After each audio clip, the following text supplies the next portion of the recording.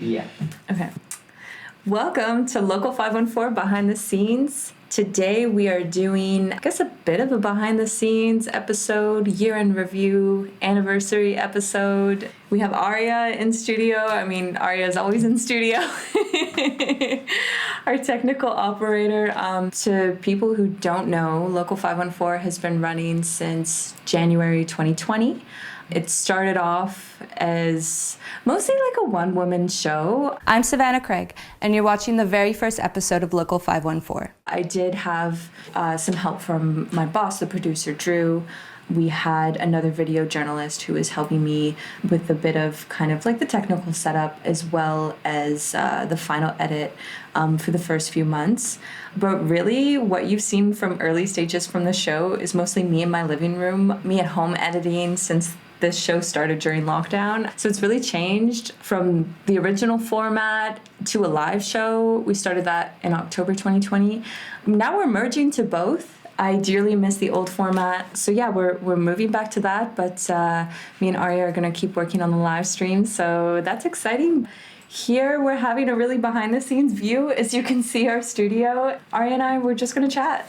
I introduced you a little bit. Do you wanna say anything else about yourself? So I'm a musician, I guess by trade, and I work on films mostly these days, make my own music sometimes as well. I'm originally from Iran. I moved here to Canada in 2018. Well, as part of my own YouTube channel, I started doing some live streams, and then through there, I was put in touch with Martin from The Breach. Through The Breach, kind of got to know you and Local 504. So I'm actually pretty new. So I know very little about like what was going on before I joined. So I joined 92 days ago, I was just seeing, which seems a lot. Yeah. Right? It seems longer. I thought we're just still kind of fresh. Okay, but how should we start? I guess I have some questions for you. Cool. But before kind of you moved to the studio, you were fully like a one-woman operation. What does that entail kind of in one day? You're shooting, editing, like how did it walk us through your day, I guess? So it was a lot of figuring the role out as it started. So I actually started this role at the very end of November 2020. And then it was kind of about a month and a half of putting a story together and figuring that out. So the first story I went with, it was essentially kind of like an in-depth view into homelessness in Montreal. You know, I really wanted to look into everything that encompasses the issue of homelessness. So, you know, lack of social housing, lack of availability of apartments, affordability. Hear some experiences of homeless people, and simply that it's not, they don't just want to get a job. There are actually like a lot of factors, even colonialism comes into play. So it was kind of like a month and a half of doing this story where I started it out, me and another video journalist went to the tent city, the one, it no longer exists, but it was in Notre Dame. Yeah, we went to this tent city and we were just chatting with people and then kind of taking footage of the people who lived in the tent city and just hearing their experiences. And then from there, I went home, kind of looked through the interviews, honestly reaching out to a lot of people. I feel like whether it's video or articles, the most difficult part of starting is finding people willing to speak to you and especially willing to, you know, talk about how messed up the situation is that you're covering.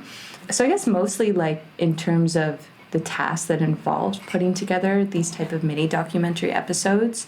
Specifically for the homeless one, it was very much, probably the first week was really focused on getting sources and having interviews in my living room. So doing a lot of interviews on Zoom. And I know you mentioned it before, I had to kind of experiment with this laptop, like filming the laptop of the Zoom interview because I was trying to make things more interesting. I would even put backgrounds on the Zoom interviews. So then after I got interviews together, and at the same time I was kind of researching the issue, then I would write the script. When the script was all together, I would kind of lay out the clips, cut down which clips I wanted to use, and then I would practice reading my script and watching the clips and seeing how they fit together. And then I would be like, okay, this is good enough. And then I would go to my living room.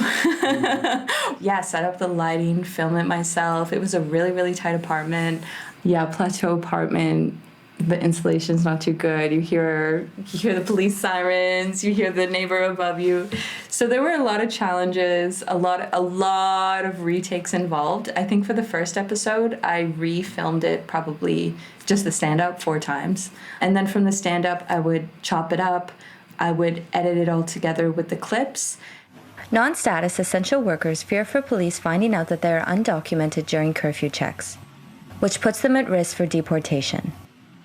Last year, there were 5,731 deportations from Quebec, with 4,470 of these deportations from Montreal alone.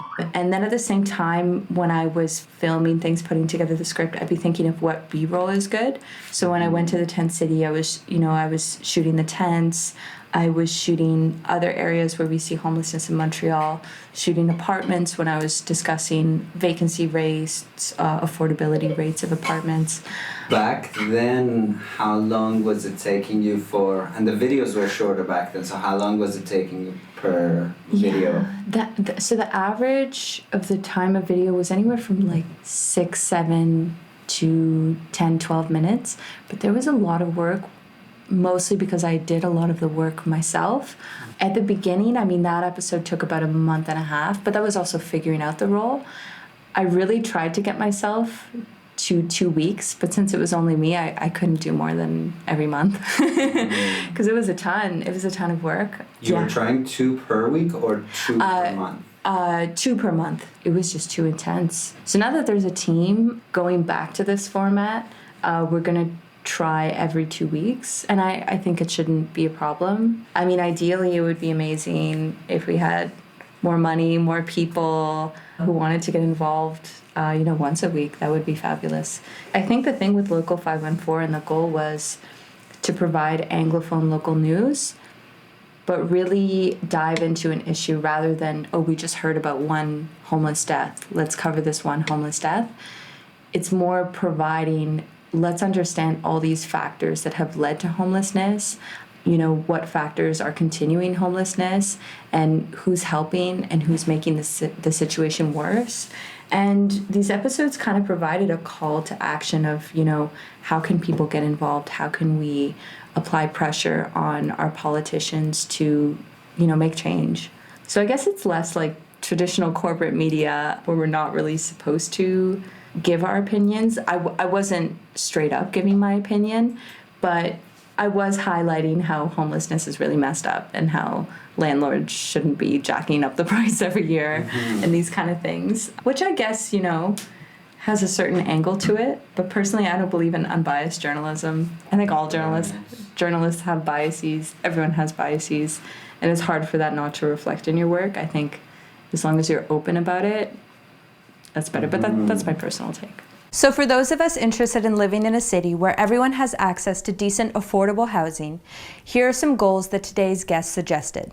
Increased availability of off-market social housing, priced low enough for those on social aid to be able to afford. A ban on rent evictions. More accessible services for those facing mental health challenges of all kinds. I guess if people are interested in joining our team, how do you kind of envision their input? How do you, what kind of roles do you see people filling? The more people, the better, because I think journalism works the best when, we're having people of all different races, classes, backgrounds, experiences, because I can have a certain perception of a story. Whereas I usually try to keep the habit of talking to my friends about the stuff I'm producing, I'm writing, and so that I can have perspectives I may have not considered before. So I think ultimately just, having more people in terms of pitching ideas, being able to speak with the stuff I'm working on with sources they may recommend to speak to, or just different perspectives I didn't even think about. But, there's tons of roles to fill, whether it's developing promos for social media, filming B-roll, doing interviews, finding stats, researching episodes, pitching ideas. Even as you and I are continuing live streams, I would really love for it not to be me. I would love to have people on who maybe filmed a news pack and we could air it. I could speak with them about their experience and maybe information that they weren't able to include within the news pack. Things like this. People can also pitch ideas for how they can help out the show. I'm super open to hearing about it. Local 514@utvmontreal.org. Can email us there. Yeah. Right here. So I guess, overall, we're kind of really open to any form of collaboration. Super open, yeah. So I guess you went from producing like 7 to 10 minutes every couple of weeks to at one point we were doing basically an hour-long episode, 2 of them per week. And especially, I guess, between a Thursday and Tuesday, you have a little bit of a time. And then between Tuesday and Thursday, it gets really tight. What were some challenges kind of like transitioning from one to the other? What were some kind of perks? I think one of the biggest challenges that I prefer about the short episodes of the old format is that I felt for these difficult stories where, in an hour, we're trying to break down a certain issue, maybe increasing overdose rates, and how the pandemic has played a role in this, and also how a history of overprescription of opioids have played a role in this. I have a few years of history of reporting on this issue, so I really understand that topic. So covering something like that takes, me finding some sources as well as just updating myself on most recent events and statistics related to opioid overdoses in Canada and Montreal. But when there's a topic that I'm approaching and covering that I don't know so well, it's difficult because I feel like the old format and these episodes were so successful because I had 2 weeks to a month to really understand the issue.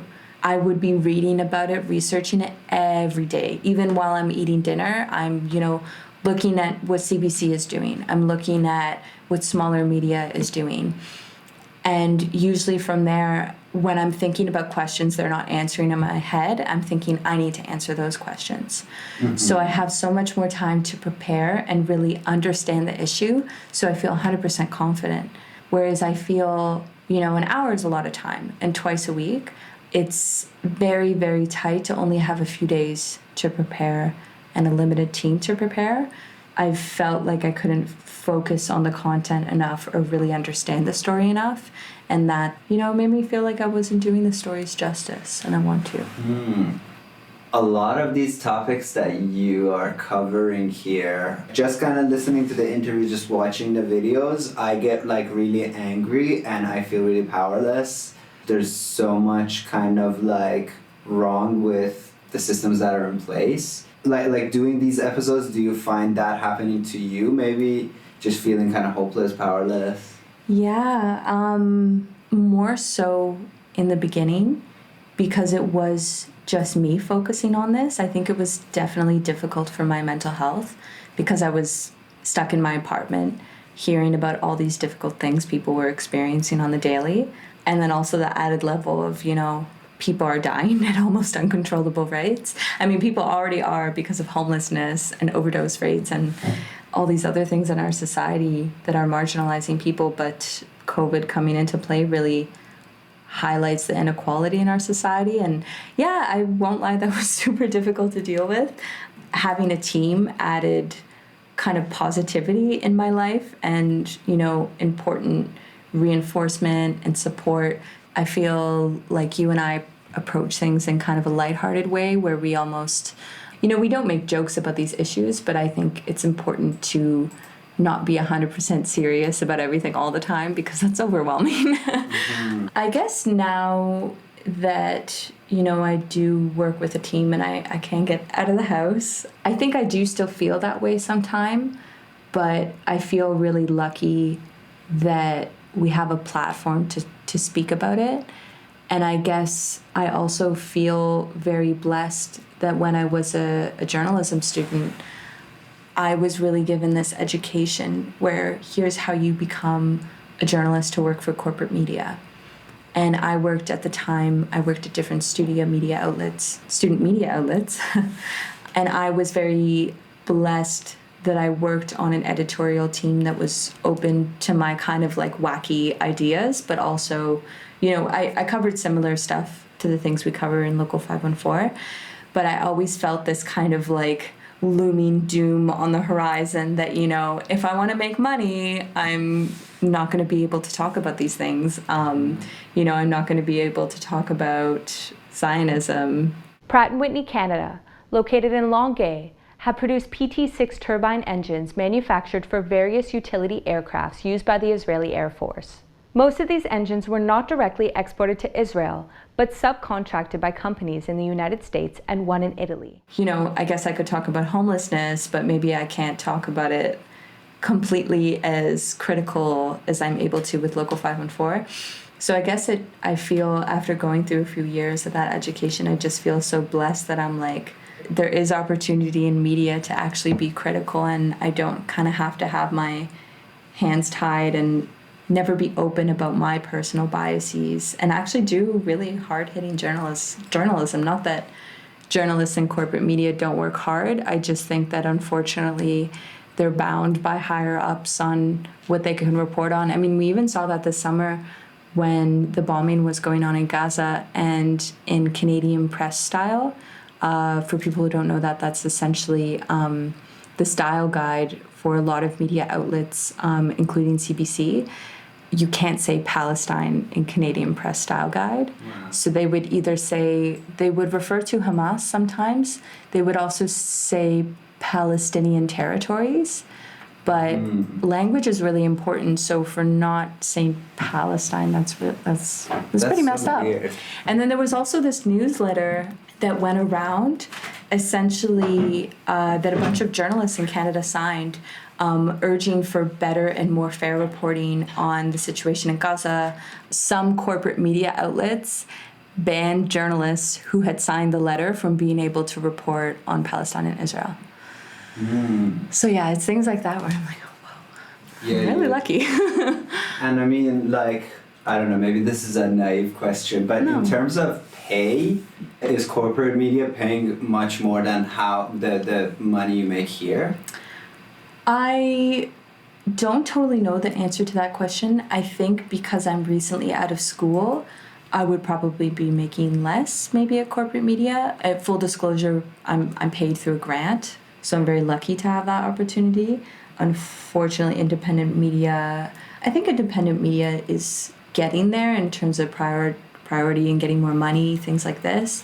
I think probably, you know, journalists older than me with more experience, they're probably making more money than me. Mm-hmm. I think also journalism is a very thankless job. I don't think journalists make a ton of money, especially in terms of the balance between like the mental and like physical drain that they feel. Yeah, it's a hard job, not to discourage anyone who's looking to go into journalism. But I think that's overall also how corporations operate, is that they have this, like, you're on the bottom, they're showing you that if you aspire to the top that you'll get all this benefits, all this cool stuff. Yeah. But also people who make it to the top are people who are okay referring to Palestine as Palestinian territories. So it's a system that creates its own loyal people that will work their way up, and then people who will be grunt work, who do grunt work unless they bow down. And so yeah, the real footage of independent journalism right here. What was some of the more challenging episodes, both in terms of like maybe content, or it could be tech stuff, but I think content is more fun. Yeah. No, I'll answer that. There's definitely been a lot of difficult episodes in terms of content that I did in the old format. One that I do think about a lot, probably every week, is actually the second ever episode I did where I was speaking about how migrants without status in Canada are essentially exploited in the workforce by many different ways, most notably not being paid a fair wage and being paid less than people with status. And there's also other things, you know, in terms of COVID. Some migrants, when they got sick, they weren't able to return to their jobs after they got better. You know, they're not getting any support in terms of pay while they are sick. In terms of the Dollarama warehouse that's located in Quebec, a lot of non-status migrants were getting hurt on the job. They weren't getting paid either. So they're kind of at risk. If they're not making money, they could be kicked out of their apartment. But I spoke with someone who's been in Quebec for a few years. They're originally from Mexico. He went by a pseudonym Jesus. And that was a really, really difficult conversation just because at the time that we spoke, he was working 12 hours a day, 7 days a week. And he was essentially also sending money back home to Mexico to help support his family. And this is like peak pandemic time, right? Yeah. Like, is it November of 20? That was in February of this year that we spoke. But the summer before, summer 2020, he was working at a long-term care home and he got COVID from working at one of these long-term care homes. I believe he got sick either in the spring or at the beginning of March. And he wasn't able to return to his job. Yeah, they wouldn't let him return to work, which was really messed up. When the people know him, you don't have papers, everything changes. You now are more human. You are just a machine. I'm working 12 hours every day. I'm working all the week. The same job people with papers pay is $20 for hour. For me, $10. Don't forget us, please. We are essential. We need status for all. It was just really emotional. I think one of the things that really hit me was how he was explaining how lonely he felt. And just I can't imagine working for 12 hours a day, returning home, especially during curfew, being afraid that, anytime you're outside, you could not only just be fined like, I would, he could actually be deported. So it's kind of all of these things. And he left Mexico because of violence from drug traffickers. And, he had seen people die in the streets. And he had explained to me that these were things that, sometimes at night, like seeing someone die, hearing someone die, it would replay in his head. So it's just, past trauma he's dealing with, but also working absolutely the hardest to just, make a living and try and get status here in Canada. I think I definitely felt a lot of guilt, being born in Canada, having 2 citizenships in the West, like it just, all these opportunities, not to make it about me, but I was just like, wow, this is such a difficult experience this person is facing every single day.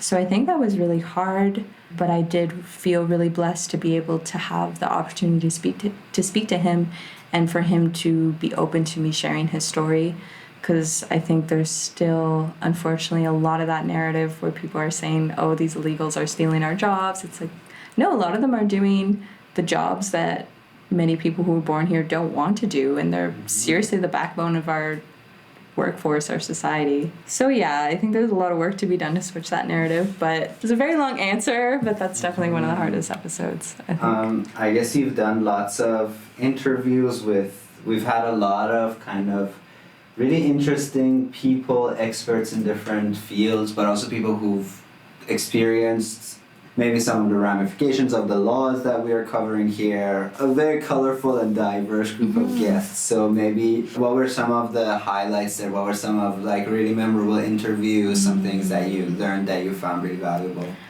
Probably one of my favorite, I love all my interviewees. I'm always so blessed to speak to all of them, and they've all taught me so much. But an interview who always stands out to me is Naguset from the Native Women's Shelter. Naguset is a survivor of the 60s scoop, which is essentially, for folks who don't know, the Canadian government took Indigenous children from their families in the 60s and put them in catalogs. So Naguset was from the prairies. She was put in a catalog, adopted by a Jewish family in Montreal, and, essentially stripped of her identity. And, having to work through that, she was able to reconnect with her birth family. There's a lot of trauma that she still experienced even after reconnecting with her birth family, but she works at the Native Women's Shelter that essentially provides support to Indigenous homeless women, whether they're experiencing homelessness, but also having gone through domestic violence, have children, they need support. Naguset is such a firecracker. She's always willing to talk shit about the government. She's so passionate about it. I always experience such intense emotions during our conversations. I feel grief, I feel anger, but I also laugh so much because she's just so open about the ridiculousness of the situation. Like, for example, one of the episodes I covered actually a couple times, and with you I think we did a live format of it, but I first covered it in the summer, where Indigenous children, most notably Inuit children in Montreal, were being failed by the foster care system. They're overrepresented within the system, often stripped from their families for ridiculous reasons that white families would not have their children taken from them. Like, for example, Naguset brought up how one of the mothers had sage in her home, and the social worker mistook it for weed and wrote these in the court documents. She had her children or child taken from her. She's just very passionate. She doesn't take shit from anyone, and she deals with a lot of shit, a lot of racism, a lot of people that, especially in the foster care system, are upset. She's so open about it, and she doesn't take anyone's shit. But it's just truly inspiring, how much someone can go through, but how they're still so dedicated to improve the lives of younger generations around them. Yeah, she's a badass. Any episode or any interview with her, I recommend watching. There's also a documentary CBC did on her. Really well done. We really need to have more subsidized housing. We need to have, like the Native Women's Shelter, we're opening a second stage housing, but because of COVID, it's gone, it's another year that it's going to open. And we were supposed to open in 2021. Now we're going to open in 2022. So like the need is there. And it would be nice if, the government was able to, sort of, commit to that, right? So at Cabot Square, you have these multi-million-dollar condos, right? Like, I don't know, maybe you should have done something more about social housing than, they gave a tiny little portion to like the elderly and some, but like maybe 5 or 6 like units or something like that. It's not enough.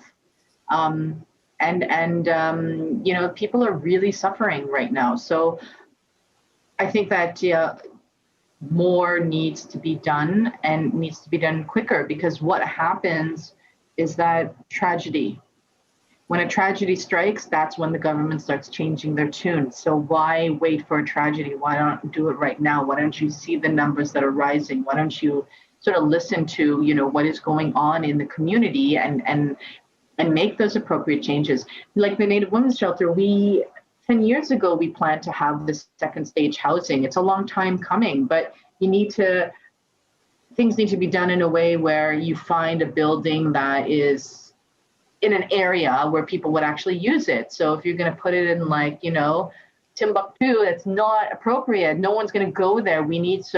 This place is like literally 3 blocks away from us. It's downtown where the people are. It's downtown where if you have, families that are with, youth protection and Batshaw, that they can easily come and go and not have to spend 2 hours on a bus or metro or whatever to get to their appointments. Schools are around here. This is a place that, Indigenous people are in the city. There's some kind of stat where it's like close to like, over 30,000 Indigenous people living in the city.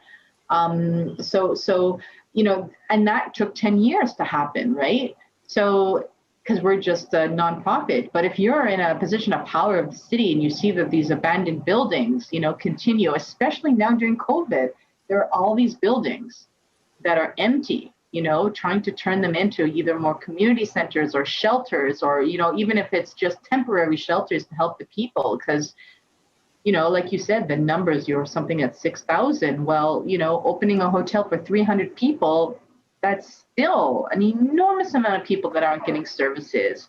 You have these other little shelters that are opening, but it's only for maybe 18 beds in this place and maybe, another 20 in this place, but that's still nothing.